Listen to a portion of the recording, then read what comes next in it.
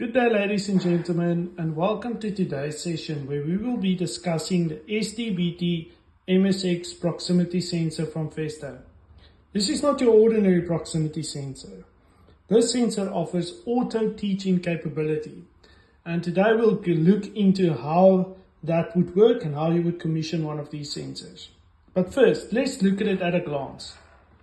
You'll see that on the sensor body, the sensing range is indicated by these two lines, and you also have a little capacitive touch button over here. Now let's mount it physically to a new DSN-US cylinder. You slide the sensor into the T-slot and you position it more or less in line with the end position of the cylinder.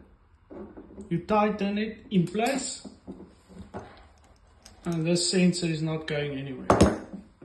Then, to help us commission, we'll use the test box from Festo. This test box allows us to test PNP as well as NPN sensors, normally open or normally closed.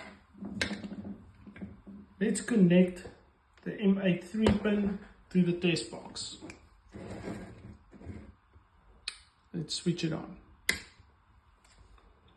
Now, the sensor is ready and actually fully commissioned, because as you cycle your cylinder, you'll see that we'll get an indicator telling us that the signal to the higher order control system is being sent out.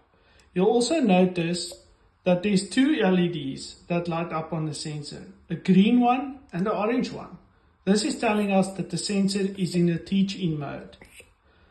On the fifth cycle, you'll notice that the green light is off. That means that the teach-in of the end position of the cylinder is now complete.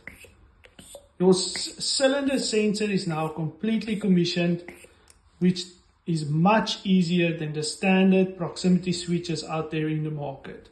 You just install and forget.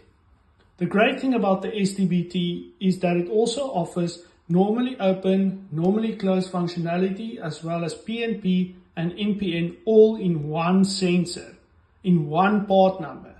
We'll explore those and the settings in further videos to follow.